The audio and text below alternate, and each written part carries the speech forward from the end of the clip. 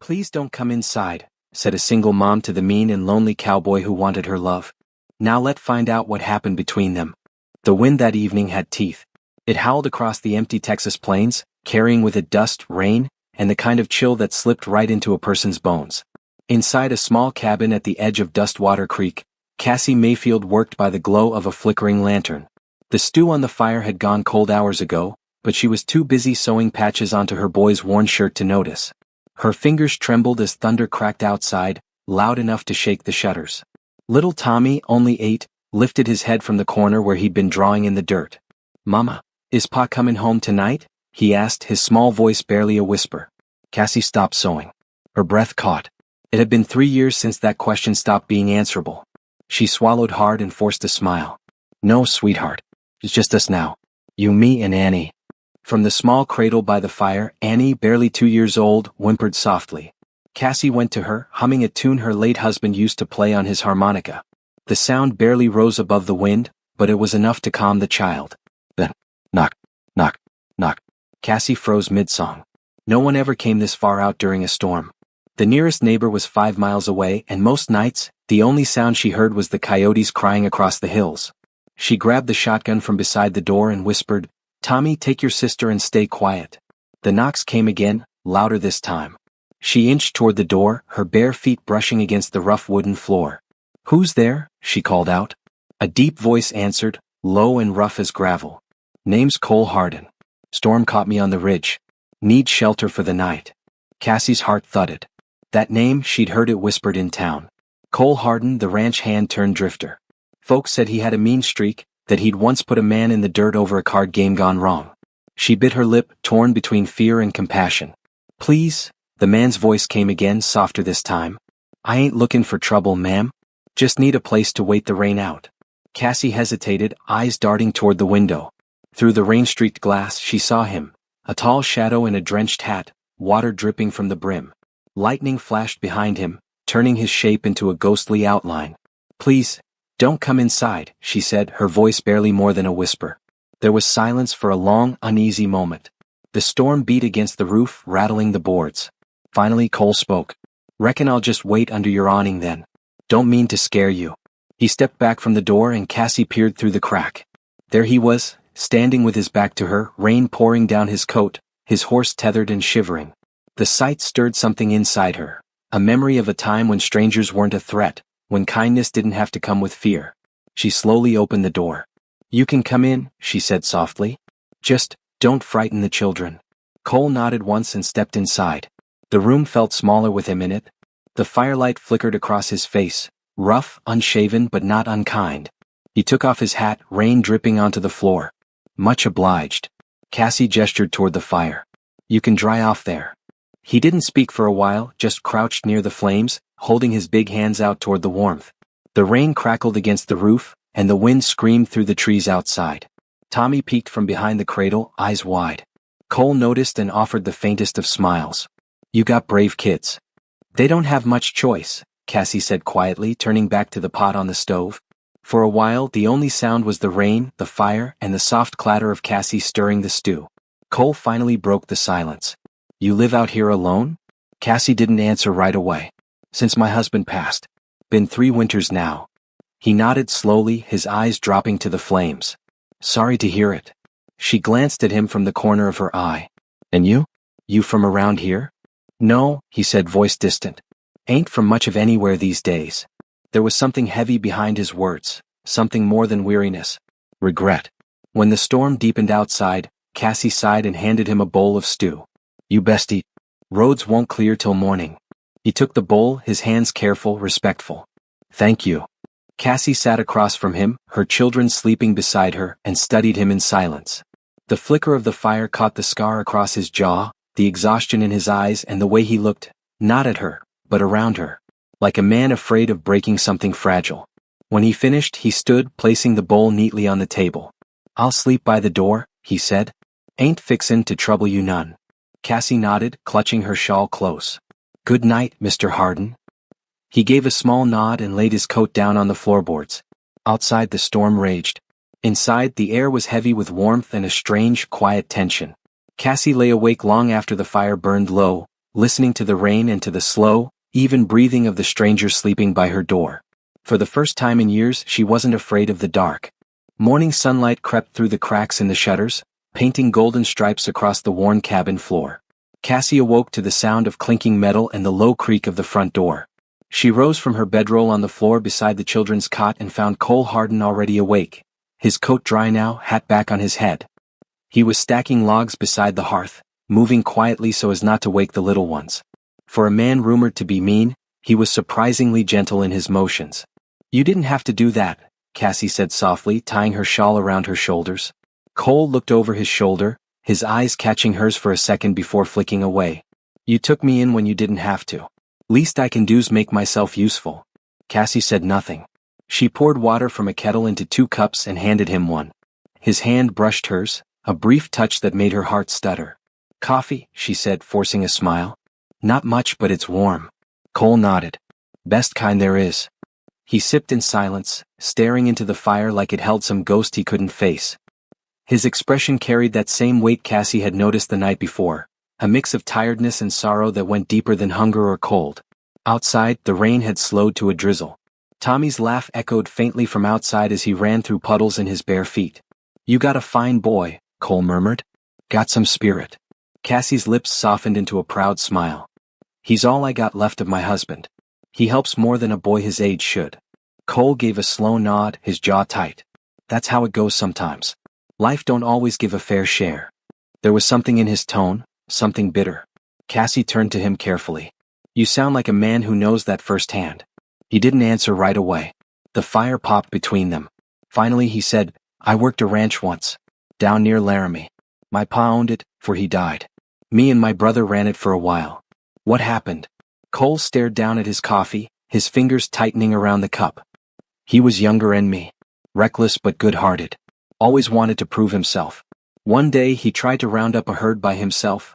Lightnin' spooked the cattle. Stampede hit fast. I got there too late." His voice cracked just enough for Cassie to notice. "I buried him myself," Cole continued. "Folks said it wasn't my fault, but it was. I should have been there. Instead, I was drinking in town." Cassie's breath caught. She could see the pain behind his rough exterior now, grief that had hardened into anger, guilt that had turned into solitude. "That's why you left?" she asked quietly. He nodded once. "Couldn't stand to look at the place no more. Sold what was left, took to riding alone. Been that way near 4 years." Silence fell between them again. The only sound was the soft hiss of the fire and the faint giggle of children outside. Cassie finally said, "You're not the only one who's lost someone, Cole." He looked up. "My husband was a kind man," she went on. "Good, honest. Went out to fetch water one morning and never came back. The horse came home without him. They said he fell, maybe broke his neck. But I never saw the body. Just gone." Cole's gaze softened. "That's a hard way to live, not knowing that." "It is," Cassie said quietly. "But I have to. For them." She nodded toward the window where Tommy was now showing Annie how to splash in the puddles. For the first time Cole's mouth twitched, something close to a smile. "You doing fine," he said. "He'd be proud of you." Cassie's eyes shimmered. "And your brother? What would he think of the man you've become?" That made Cole look away again, jaw clenching. "He'd say I got mean. And he'd be right. World's got a way of doing that to a man." Cassie studied him a moment longer. Beneath the scars, the scruff, and the silence, she saw something most folks in Dustwater never had. A man who wasn't mean at all, just broken in ways the world had forgotten how to mend. Outside, the sun broke through the clouds. Cole stood, pulling on his gloves. "Storm's past. I best get moving." Cassie walked him to the door. "Where will you go?" He shrugged. "Don't rightly know. Maybe south, maybe nowhere." She wanted to say stay, but the words caught in her throat. "Thank you for the fire," he said quietly, tipping his hat. "Thank you for fixing the woodpile," she replied, her voice barely steady. As he stepped outside, Tommy ran up, holding something in his hand. "Mr. Cole, you forgot your coffee cup." Cole chuckled softly. "You keep it, kid. Maybe you'll remember me next time it storms." He mounted his horse, rain dripping off the brim of his hat, and with one last look at Cassie, half longing, half goodbye, he rode off into the open plains. Cassie stood at the doorway long after he vanished into the horizon. Something about that man stayed with her. The sadness in his eyes, the gentleness in his hands, the way his voice had softened when he spoke of her children. For the first time in a long while, Cassie Mayfield felt something she hadn't dared feel since her husband's death. Oh. It had been 3 weeks since the storm, and the plains of dust water had gone from muddy brown to sunburnt gold again. Cassie Mayfield's little cabin stood sturdy against the horizon, smoke curling from its chimney, the sound of children's laughter spilling through the window. And sometimes, every few days, always around noon, the sound of hoofbeats would echo down the dirt road. That was when Cole Hardin would ride in. He never stayed long. Sometimes he dropped off a sack of flour from town. Other days he chopped wood, fixed a fence post, or checked the roof where the shingles had loosened. He never asked for food, money, or thanks. He just worked and left. But Dustwater was a small town, and small towns had long memories and sharp tongues. The saloon gossip. At the Dry Gulch Saloon, word spread like wildfire. "You seen that drifter hangin' round Cassie Mayfield's place again?" A ranch hand named Earl Timmons said, setting his whiskey glass down with a smirk. "Sure have," another man replied. "Meanest cowboy this side of the Red River. Folks say he killed a man in Abilene. Now he's keepin' company with a widow and her young uns. Ain't proper," said the bartender, polishing a glass with slow judgment. Sheriff Vance Crowe, leaning back in his chair nearby, listened with a thin smile. "Cassie's a pretty woman. She don't need no broken-down outlaw darkenin' her doorstep." Earl grinned. "You sweet on her, Sheriff?" The sheriff's smile faded. "Just making sure decent women stay decent." At the cabin. Back at the Mayfield place, Cassie was pulling laundry from the line when she heard the familiar sound of hooves. Tommy ran to the gate. "Mama, Mr. Cole's here again." Cassie wiped her hands on her apron and looked up. Cole rode in slow, hat low against the sun, leading his horse with one hand and carrying a broken wagon wheel with the other. "Found this on the trail," he said, nodding toward her small wagon. "Figured it was yours." Cassie smiled shyly. "You're observant, Mr. Hardin." He shrugged. "Ain't much else to do when you ride alone." As he fixed the wheel, Tommy sat nearby carving a stick, watching his every move with awe. "Mr. Cole, were you really a cowboy?" Cole chuckled. "Still am, I reckon. Just don't have a herd to prove it." Cassie watched from the porch, her arms folded. Tommy let the man work. But Cole shook his head. "He's fine, ma'am. Boy's got good hands. Could make a ranch hand out of him yet." That made Tommy grin from ear to ear. Cassie tried to hide her smile, but inside, something fluttered. It had been so long since she'd seen a man talk kindly to her boy or laugh like that. Whispers turned cruel. By the next week, the whispers had turned crueler. Cassie heard them first at the general store. "Looks like the widow Mayfield's talking in strays," one woman snickered as Cassie passed the shelf of canned beans. Another whispered loud enough to be heard, "Can't say I blame her. Loneliness'll make a woman forget her good sense." Cassie's hands trembled as she placed her items on the counter. She didn't look up, just paid for her things and left, holding her head high until she reached the outside, and then the tears came. She didn't see the sheriff watching her from across the street, his arms crossed, his face unreadable. The confrontation. That evening, Cole returned with a sack of cornmeal and nails. He found Cassie sitting on the porch steps, eyes red, her children already asleep inside. "You all right?" he asked. Cassie looked up at him, her face strong but her voice small. "They're talking about me in town, Cole." "About us." Cole frowned, his jaw tightening. "Ain't nothing to talk about. Folks just got nothing better to do." She shook her head. "It's not just talk. The sheriff came by. Said it wasn't decent for a man like you to be comin' around." Cole's voice dropped. "What kind of man does he think I am?" "The kind who scares people," Cassie whispered. "The kind who's had trouble following him."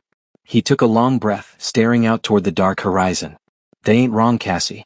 Trouble's followed me most my life. But not here. Not around you." Cassie looked down at her hands. "I know you mean well, Cole. But I've got to think about my children. I can't afford to have the town tinnin' against me." Cole's eyes softened. "And what about you? Who's looking out for you?" Cassie's breath caught. He stepped closer but kept his distance, his voice low and steady. "I ain't a skin for nothin'. Just to help where I can. Then I'll ride on when you tell me to." The way he said it, quiet, honest, cut right through her fear. She looked up at him, and for a moment she saw not the drifter everyone warned her about, but a man trying to find a place to belong. "All right," she said softly.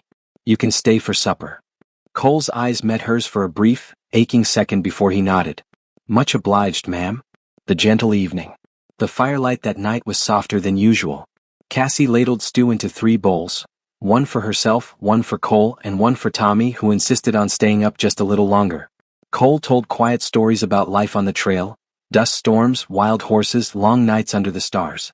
Tommy listened wide-eyed, his spoon forgotten in his hand. Cassie watched the two of them, her son laughing, the stranger smiling faintly, and something inside her began to shift. For the first time since her husband's death, she didn't feel completely alone. But deep down, she knew peace like that never lasted long in dust water. Foreshadowing. Later that night, after Cole left, Cassie stood by the window, watching his silhouette fade into the darkness. A whisper of wind brushed against the pane, carrying the echo of what she'd heard in town earlier that day. Mean men don't change. But her heart argued otherwise. Because the man she'd seen tonight, the one who fixed fences and made her boy laugh, wasn't mean at all. He was wounded, lonely, searching. And though she'd promised herself never to open her heart again, something told her it was already too late. The sun had barely risen over dust water when the trouble began to brew. The air was hot, the kind that made tempers short and tongues sharper than barbed wire. Cassie Mayfield was hauling water from the well when she heard hooves approach from behind. The rhythm was slow, deliberate, the kind of gait that made a woman's heart tighten because it meant authority was coming. She turned, wiping her brow, and there he was, Sheriff Vance Crowe, his silver badge gleaming bright in the morning sun. He was tall, clean-shaven, and too smooth for a man who carried a gun. "Mornin', Miss Mayfield," he said, tipping his hat. His tone carried the false politeness of a man who liked being listened to. Cassie nodded, guarded. "Mornin', Sheriff." He looked around her homestead, his gaze lingering on the neat rows of corn, the freshly mended fence, the pile of chopped wood stacked by the barn. "You've been keepin' busy," he said. Cassie's jaw tightened. "Had some help." "Ah." Crowe's smile didn't reach his eyes. "The drifter again?" Cassie didn't answer. "Cole Hardin," the sheriff said, rolling the name around like a bad taste. "Mean sort of fella. You'd best be careful, Cassie. Man like that don't just show up to fix fences." Cassie set down the bucket, her patience thinning. "Mr. Hardin's done nothing wrong. He's been kind to me and my children." Crowe dismounted his horse, dusting off his gloves. "That may be so, but dust water don't look kindly on a widow keepin' company with a man like him. You've got a reputation to think about." Cassie's eyes flashed. "My reputation don't feed my children, Sheriff. His help does." He stepped closer, voice dropping low. "You know I've always tried to look out for you, Cassie. You don't need the likes of him. You need someone respectable." Cassie's stomach turned. She could smell the whiskey on his breath, faint but there. "I appreciate your concern," she said firmly, "but I can take care of myself." Crowe's smile vanished. He studied her for a long moment, his jaw working. "Just remember," he said finally, "folks in town watch everything. A woman's name don't take long to spoil." He tugged his reins, mounted up, and rode off, dust rising in his wake. Cassie stood there long after he'd gone, her hands trembling. The town's poison words. Later that day, Cassie went into town for sugar and lamp oil. The moment she stepped into the general store, conversation dipped. Two women by the flour barrel stopped talking and turned their backs. She could feel the weight of their stares even as she walked down the aisle. When she reached the counter, old Mrs. Barlow, who usually greeted her with a smile, barely looked up. "Sugar's gone up 2 cents, the woman muttered flatly. Cassie handed over the coins without argument. Her cheeks burned, but she kept her voice steady. "Thank you, ma'am." As she turned to leave, one of the women whispered just loud enough for her to hear. "Heard the drifter's been stayin' nights out there." "Don't surprise me none," the other replied. "Lonely women do foolish things." Cassie stopped in her tracks, the words cutting deeper than they should have. She turned, eyes glinting. "For your information, Mr. Hardin's done more for my children than half this town ever did." Gasps rippled through the room, but Cassie didn't wait for their response. She lifted her chin and walked out the door. Outside, the summer heat hit her full in the face, but the sting of shame burned hotter. The evening visit. That evening, Cole arrived as usual, carrying a sack of oats over one shoulder. His shirt clung to him from the ride, dust caked at his boots. He saw Cassie sitting on the porch, her expression distant. "You all right, ma'am?" he asked. She didn't answer right away. "You ever get tired of people talking about you, Cole?" He gave a short, humorless laugh. "Ma'am, if I started caring what folks said, I'd never leave my horse." She sighed, brushing a loose strand of hair from her face. "It's different for me. I got kids. A home. People don't think twice before they ruin a woman's name." Cole leaned against the porch rail, his eyes steady on hers. "If my comin' round's bringin' you trouble, I can stop." Her heart twisted at the thought. "That's not what I meant." He nodded slowly. "I ain't much for crowds or town talk. but I don't like seeing you hurt on my account. Cassie looked up at him, her eyes tired but full of something softer, something she was afraid to name. You didn't hurt me, Cole. They did. For a moment, the air between them thickened with unspoken words. He cleared his throat and said gently, I'll mend that barn door you said was stickin'. Then I'll get gone before sundown. She watched him work for hours, the muscles in his arms flexing with each swing of the hammer. When the job was done, he wiped the sweat from his brow and turned to leave. Cole, she called out before he reached his horse. He stopped, hat in hand. Thank you, she said softly. He nodded once. Ain't nothin', Doc. But she could see in his eyes that it meant something, to both of them. The sheriff's warning.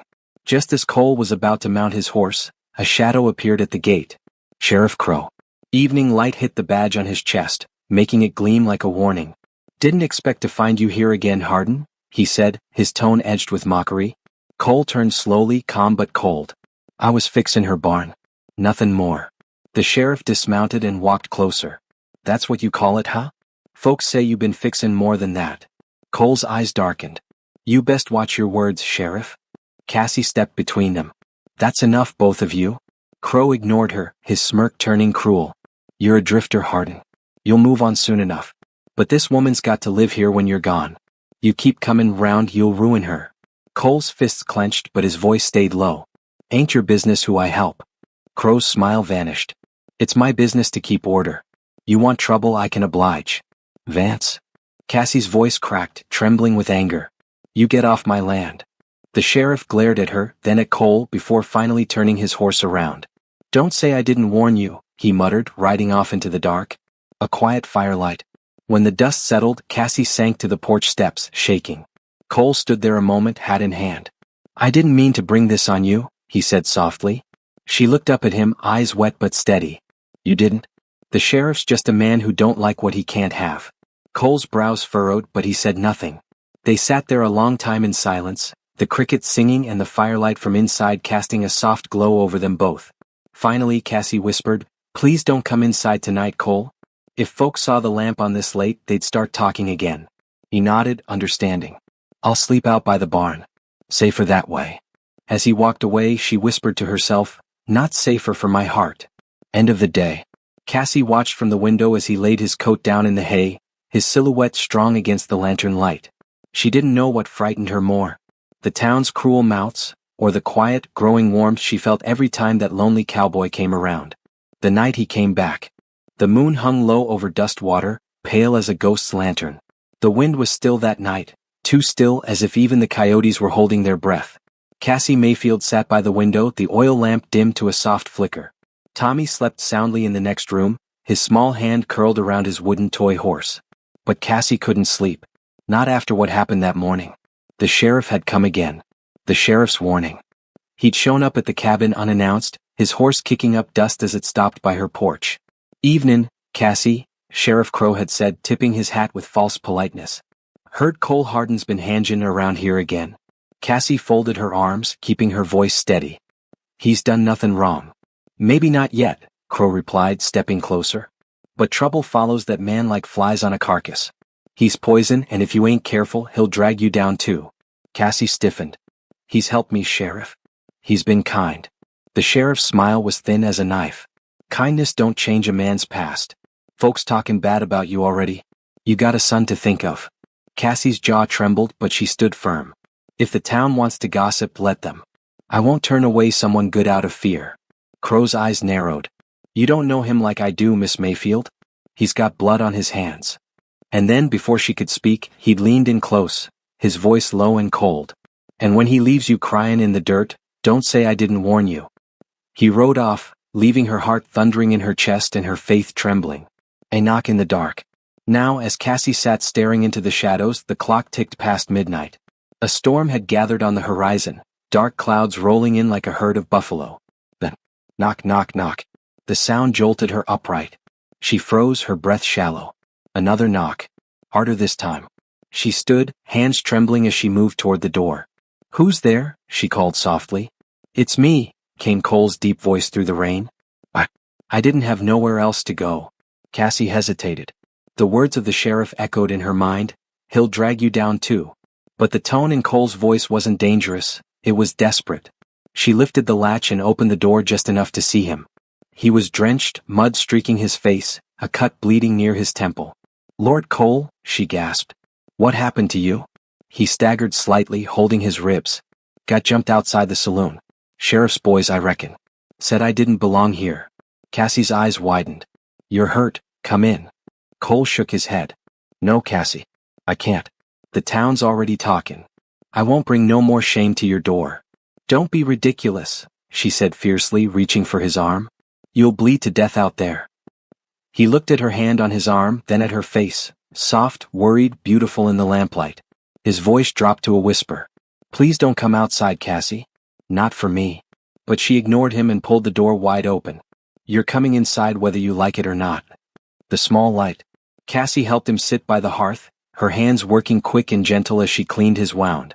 Cole winced but said nothing. "You shouldn't have fought them," she scolded softly. "You know how they are." Cole's eyes met hers. "Didn't fight back much. They just wanted to remind me I ain't welcome. Figured I'd take my leave come morning." She froze mid-motion. "You're leaving?" He nodded, gaze low. "Ain't right for me to keep bringing you trouble." Cassie's throat tightened. "And what about me? You think you can just walk away after everything?" He looked up, startled. "Cassie." Her voice trembled, but her eyes were steady. "You helped me. You helped my son. You made this house feel alive again.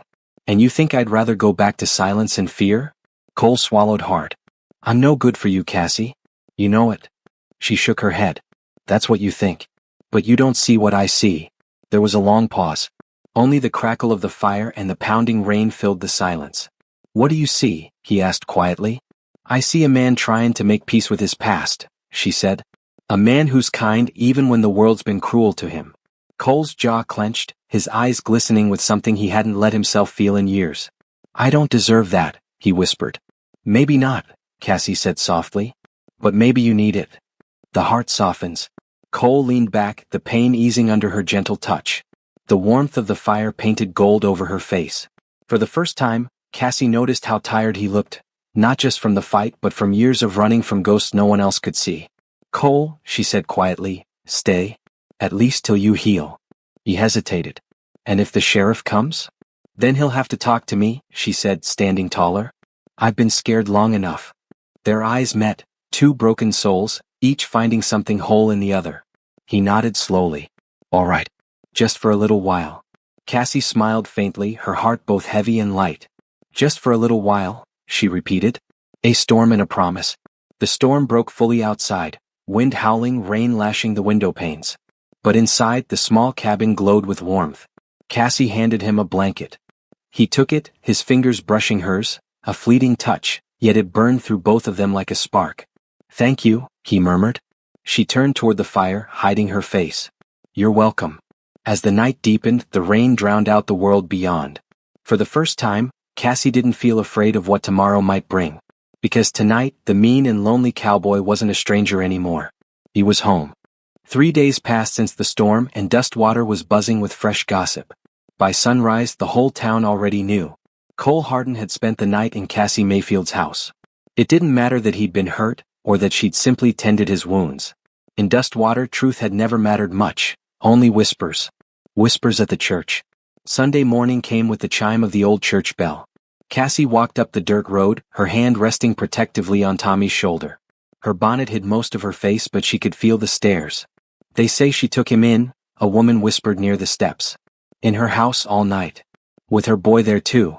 Shameful." Cassie kept walking, eyes down, her jaw tight. She had come to worship, not to defend herself, but the weight of judgment pressed on her shoulders like a stone. Inside, she took her seat near the back. But even there, she could hear the murmurs. When the preacher began his sermon about temptation and the appearance of sin, she felt the message aimed straight at her pew. Her fingers trembled in her lap. Tommy looked up at her, confused. "Mama, why's everyone looking at us?" he whispered. Cassie forced a smile. "Don't mind them, sweetheart. Just listen to the preacher." But her heart was breaking quietly. The sheriff's visit. That afternoon she heard horses again, too many this time. Cole stepped out of the barn, still sore but standing tall as Sheriff Crow and 2 deputies rode up. Crow dismounted, dusting off his coat, his voice calm but dripping with authority. "Afternoon, Hardin." "Ma'am." Cassie crossed her arms. What do you want, Sheriff? Crow's gaze shifted from her to Cole. Just paying a friendly visit. Heard the drifter's been making himself at home. Cole's eyes narrowed. You come here to run me off again? Crow smirked. That depends. Are you fixin' to stay? Cassie stepped between them. Sheriff, you've no right to speak to him like that. Crow raised a brow. Oh, I've got every right. This town's got laws, Miss Mayfield. Laws about decent women keepin' decent company. You think I'm gonna sit by while you ruin your good name and that boy's future for a man like him? Cassie's voice trembled with anger. He's done nothing but help me. Help? Crow's tone turned cruel. Is that what you call it when he sneaks in after dark? Whole town saw his horse out front that night. Cole's hands balled into fists. Careful, Sheriff. Crow turned his sharp smile on him. Or what, Hardin? You'll kill me too, like the man back in Abilene? Cassie froze, her eyes darting to Cole. Cole, what's he talking about? Cole's jaw flexed. That's between me and my past. Crow chuckled darkly. Tell her, Hardin. Tell her how you shot a man dead over a poker game. Cole's voice dropped low, steady. I killed a man to stop him from shooting a woman. But you'd twist that into whatever suits you, wouldn't you? Crow stepped closer. This is your last warning. You leave Dustwater by sundown. If I find you here again, I'll drag you out myself. Cole met his gaze without flinching. And if I don't? Crow leaned in, voice icy. Then you'll rot in a cell or worse. Between fear and faith. After the sheriff left, Cassie stood on the porch, her heart pounding. The silence between her and Cole felt heavier than the clouds above them. Is it true? She asked softly. About Abilene? He looked away. Every word of it. I did what I had to. But ever since, folks been calling me a killer. Cassie swallowed. Why didn't you tell me? Would it have changed how you see me? He asked, voice breaking a little. She hesitated. No. But it would have changed how I worry. Cole exhaled hard, rubbing the back of his neck. I didn't come here looking for forgiveness, Cassie. Just a chance to live quiet for once. She stepped closer. You don't need to prove anything to this town, Cole. Not to them, not even to me. He looked at her then, eyes full of the ache he'd carried for years. You deserve better than a man with a past. Cassie shook her head. We all got a past. What matters is what you do now. But the sound of approaching hooves cut their moment short. The town's breaking point. By evening, half the town had gathered near her property line. Men from the saloon, women from the church, all standing in grim silence. Sheriff Crow rode to the front, calling out, Cassie Mayfield, step outside. Cassie did, holding Tommy's hand tightly. We ain't here to hurt nobody, Crow said. But we can't let a killer hole up here. This town don't want him. Cassie's voice rang out clear. You mean you don't want him? Murmurs rippled through the crowd. Crow turned to the people. Y'all know me. I've kept this town clean for 10 years. I won't let one drifter ruin it. Then he looked back at Cassie. You can keep your home, Cassie. But he goes. Tonight. Cassie's heart raced. Cole stood behind her, silent, his hand resting on his gun belt, but she could tell he didn't want bloodshed. She looked at the crowd, then at the sheriff, then at Cole. Finally, she said, voice shaking, if he leaves, I leave too. The words hit the crowd like thunder. Crow's face darkened. You don't mean that. I do, Cassie said. He's done more for me and my boy than this whole town ever did. You call him mean, you call him dangerous, but I call him good. Gasps spread among the townsfolk. Crow's jaw tightened. Then you're a fool, Cassie Mayfield. Maybe, she said, lifting her chin. But I'd rather be a fool who sees the truth than a coward who believes lies. The sheriff stared at her for a long, cold second. Then he spat in the dust, turned his horse and rode away. The crowd followed, some whispering, others shaking their heads. Cassie turned to Cole, her whole body trembling. I meant what I said, she whispered. Cole's eyes softened. You shouldn't have to fight my battles. She reached up, touching his cheek. Maybe I'm not fightin' for you, Cole. Maybe I'm fightin' for what's right. The promise beneath the stars. That night, Dustwater went quiet again. Cassie sat on the porch beside Cole, Tommy asleep inside. The stars shone faintly through the drifting clouds. You could still go, she said softly. If you think it'll make things easier. Cole shook his head. If I go, they'll think they won. And you'll still be here facing them alone. Cassie smiled faintly. Guess that means you're staying, Doc. He looked at her then, something fierce and tender in his eyes. Guess it does. The night breeze brushed between them, cool and gentle, carrying the faint scent of rain and dust. And for the first time, neither of them felt alone. Please don't come inside. The wind howled across Dustwater that night, carrying with it the scent of rain and gunpowder.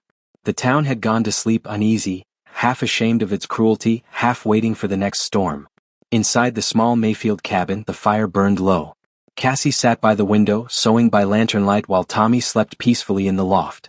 Cole sat nearby, whittling a piece of pine. His face was calmer now, but his eyes, they never rested. He knew peace in Dustwater was like morning frost. It never lasted long. The quiet before. Cole, Cassie said softly, breaking the silence, do you ever think about leaving for good? Just starting over somewhere nobody knows you? He nodded slowly.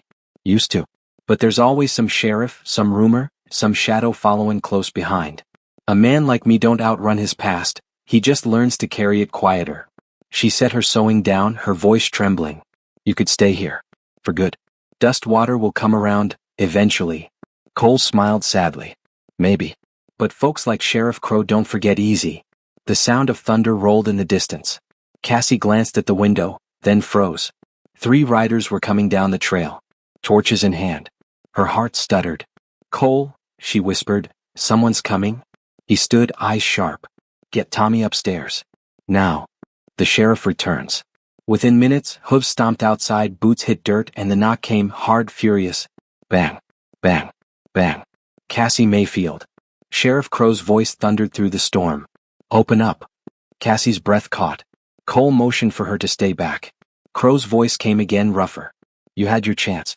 You defied the law, and now you're harboring a fugitive. Open that door or I'll break it down. Cassie's hands trembled as she clutched the edge of the table. Cole looked at her, eyes calm but resolute. This is my fight, Cassie, he said quietly. Don't open that door. She shook her head, tears in her eyes. If they take you, they'll kill you. He stepped closer, gently brushing a tear from her cheek. Better me than you and that boy. You've given me more than I ever deserved. Her voice broke. Please, Cole, don't go out there. He smiled faintly, that half-sad, half-brave smile she'd come to love. Then don't open the door. Gunfire in the rain. The next knock wasn't a knock at all. It was a kick. The wood splintered and the latch cracked. Cole grabbed his gun, swinging the door open himself. Rain poured in, soaking the floorboards. Lightning flashed, illuminating Sheriff Crow and his men, rifles raised. Step aside, Hardin, Crow barked. You're under arrest. Cole stood tall, rain dripping from his hat brim. For what? Being unwanted. Crow sneered. For murder. For stirring up trouble. For thinking you could ever belong here. Cole's voice was quiet but firm. You're scared, Crow. Scared, 'cause you see yourself in me. Crow's eyes narrowed. Don't test me. I ain't, Cole said. But I'll defend what's mine. He raised his gun, not to aim but to warn. The sheriff's deputy panicked, firing a shot into the rain. Crack. The bullet grazed Cole's shoulder. Cassie screamed from inside. Cole fired back, not at the men but at the ground near their boots. Enough. The storm swallowed the sound, thunder rolling like war drums. Crow raised his gun again, eyes wild. Please don't come inside. Cassie burst through the doorway, rain pelting her bonnet. Stop it. All of you. Crow froze. Cassie, get back inside. She stood firm between them. This ends tonight. Cole's voice roared above the thunder. Cassie, please, don't come outside. But she didn't move. I won't hide anymore. Crow's face twisted. You defending him now? I'm defending truth, she cried. You call him a killer, but you're the one ready to murder a man in the dark. Crow hesitated, his men glancing uncertainly at one another. Cassie stepped closer to him, eyes blazing. I won't open my door to hate, Sheriff. Not again. You'll have to kill me first. For a moment, the rain itself seemed to stop. Then Crow lowered his gun. He looked at her, then at Cole, disgust in his eyes, but something else too. Shame. Fine, he spat. You want him? Keep him. But don't expect this town to forgive you. He turned, mounting his horse. Come on, boys. Within seconds they were gone, swallowed by the night. The morning after. The rain stopped near dawn.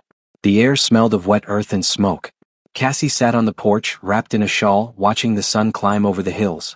Cole stepped outside, his arm bandaged, his face pale but alive. They'll never leave us alone now, she said quietly. He nodded. Then we'll go someplace they can't find us. Maybe north. Fresh land, quiet skies. She looked up at him. You'd really leave Dustwater for me? He smiled gently. Cassie, I'd leave the whole world for you. She stood and took his hand, her eyes shining in the sunrise. Then let's start over. Together. Cole squeezed her hand. Together. Weeks later, the cabin stood empty, save for a single letter nailed to the door.